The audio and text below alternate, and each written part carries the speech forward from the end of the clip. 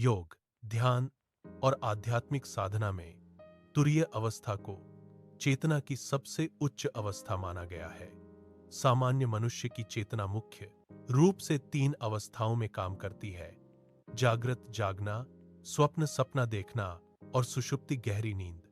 लेकिन इन तीनों से परे भी एक चौथी अवस्था होती है जिसे तुरीय अवस्था कहा जाता है। तुरीय शब्द संस्कृत के चतुर्थ शब्द से बना है जिसका अर्थ है चौथी अवस्था। यह वह स्थिति है जहां साधक का मन पूरी तरह शांत हो जाता है और वह अपने वास्तविक स्वरूप अर्थात आत्मा या शुद्ध चेतना का अनुभव करता है। इस अवस्था में व्यक्ति संसार के द्वंद्वों से ऊपर उठ जाता है और उसे गहरी शांति, आनंद और साक्षी भाव का अनुभव होता है। एक, चेतना की चार अवस्थाएं। तुरीय अवस्था को समझने के लिए पहले चेतना की चार अवस्थाओं को समझना जरूरी है। एक, जागृत अवस्था। यह वह अवस्था है जिसमें हम दिन भर रहते हैं। इसमें हमारी इंद्रियां सक्रिय रहती हैं और हम बाहरी संसार से संपर्क में रहते हैं। हम देखते, सुनते, बोलते और सोचते हैं। हमारा मन बाहरी वस्तुओं और घटनाओं में उलझा रहता है। अहंकार और विचार सक्रिय रहते हैं। यह अवस्था सबसे सामान्य है, लेकिन इसमें मन बहुत अशांत और बिखरा हुआ रहता है। स्वप्न अवस्था। जब हम सोते हैं और सपने देखते हैं तो वह स्वप्न अवस्था होती है। इस अवस्था में शरीर सो रहा होता है लेकिन मन सक्रिय रहता है।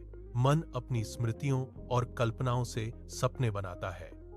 यह अवस्था हमारे अवचेतन मन की गतिविधियों को दर्शाती है। तीन, सुषुप्ति अवस्था। यह गहरी नींद की अवस्था होती है जहां कोई सपना नहीं होता। मन पूरी तरह शांत होता है। हमें किसी चीज का ज्ञान नहीं रहता, लेकिन जागने के बाद हमें पता चलता है कि हम गहरी नींद में थे। इस अवस्था में अज्ञान बना रहता है क्योंकि हमें कुछ पता नहीं होता।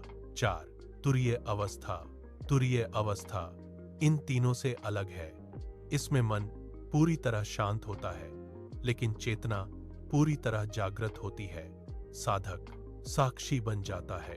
यह जागते हुए गहरी शांति का अनुभव है। इसमें व्यक्ति न सो रहा होता है और न ही सामान्य रूप से जाग रहा होता है। वह केवल शुद्ध चेतना में स्थित होता है। दो, तुरीय अवस्था का अर्थ। तुरीय अवस्था का अर्थ है अद्वैत चेतना। इसमें साधक को यह अनुभव होता है कि वह केवल शरीर और मन नहीं है, बल्कि शुद्ध आत्मा है। इस अवस्था में व्यक्ति को यह अनुभव होता है, मैं शरीर नहीं हूं, मैं मन नहीं हूं, मैं विचार नहीं हूं, मैं शुद्ध चेतना हूं। जब यह अनुभव स्थिर हो जाता है तो व्यक्ति आत्मज्ञान प्राप्त कर लेता है। तीन, तुरीय अवस्था के अनुभव।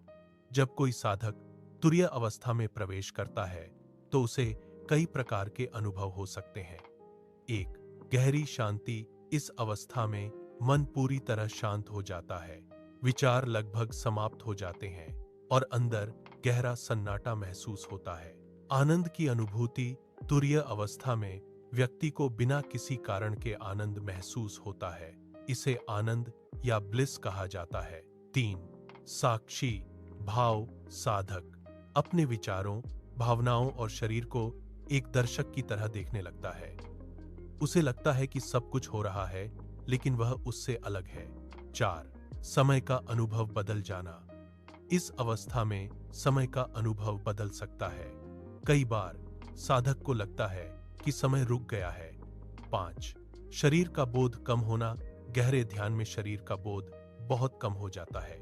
ऐसा लगता है जैसे शरीर गायब हो गया है। चार, तुरीय अवस्था का आध्यात्मिक महत्व।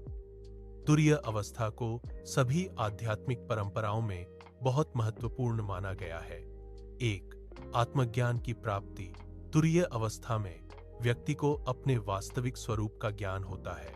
यह अनुभव करता है कि आत्मा और ब्रह्म एक ही है। दो, मोक्ष की दिशा। तुरीय अवस्था को मोक्ष की ओर जाने का मार्ग माना जाता है। जब व्यक्ति इस अवस्था में स्थिर हो जाता है तो वह जन्म मृत्यु के बंधन से मुक्त हो सकता है। तीन, दुखों से मुक्ति। तुरीय अवस्था में व्यक्ति संसार के दुखों से प्रभावित नहीं होता क्योंकि वह अपने भीतर स्थिर रहता है। 4. चेतना का विस्तार। इस अवस्था में चेतना बहुत विस्तृत हो जाती है। साधक को लगता है कि वह पूरे ब्रह्मांड से जुड़ा हुआ है। 5. तुरीय अवस्था प्राप्त करने के उपाय। तुरीय अवस्था अचानक नहीं आती। इसके लिए नियमित साधना और ध्यान की आवश्यकता होती है। 1. ध्यान मेडिटेशन। ध्यान तुरीय अवस्था तक पहुंचने का सबसे महत्वपूर्ण मार्ग है। जब साधक लगातार ध्यान करता है तो धीरे धीरे मन शांत होने लगता है और वह गहरी चेतना में प्रवेश कर सकता है। 2. प्राणायाम। प्राणायाम से शरीर और मन दोनों संतुलित होते हैं। जब प्राण ऊर्जा संतुलित होती है तो ध्यान गहरा होने लगता है। 3. मंत्र जप। मंत्र जप से मन एकाग्र होता है और विचार कम हो जाते हैं। जब मन शांत हो जाता है तो तुरीय अवस्था का अनुभव संभव हो जाता है। 4. साक्षी भाव। अपने विचारों और भावनाओं को केवल देखना सीखना भी बहुत महत्वपूर्ण है। जब व्यक्ति साक्षी बन जाता है तो धीरे धीरे वह तुरीय अवस्था के करीब पहुंच जाता है। 6. तुरीय अवस्था और कुंडलिनी। कई योग परंपराओं के अनुसार तुरीय अवस्था का संबंध कुंडलिनी जागरण से भी होता है। जब कुंडलिनी ऊर्जा ऊपर उठकर आज्ञा चक्र या सहस्रार चक्र तक पहुंचती है तब साधक को गहरी चेतना का अनुभव होने लगता है। इस अवस्था में व्यक्ति को दिव्य प्रकाश का अनुभव, आंतरिक ध्वनियां, गहरी शांति जैसे अनुभव हो सकते हैं। 7. तुरीय और तुरीयातीत।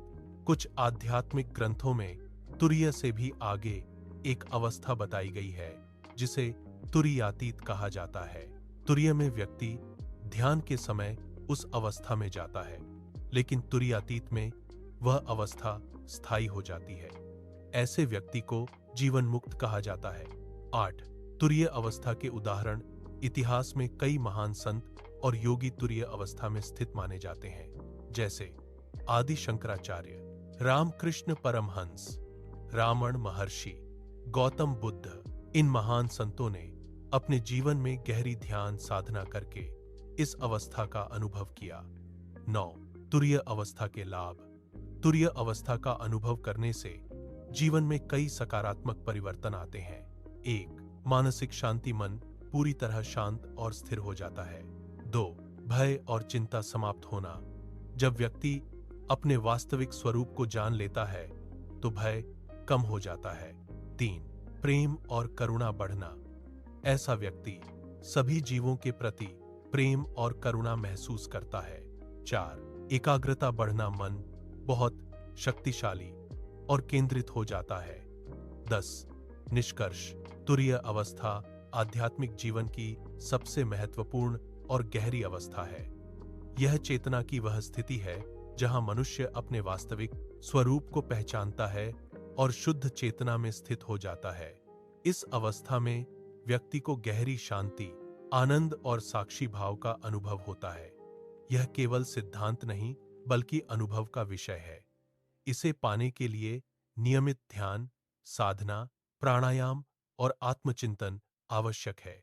जब साधक लगातार अभ्यास करता है तो धीरे धीरे उसका मन शांत होने लगता है और वह तुरीय अवस्था की झलक पाने लगता है। अंततः यही अवस्था उसे आत्मज्ञान और मोक्ष की ओर ले जाती है।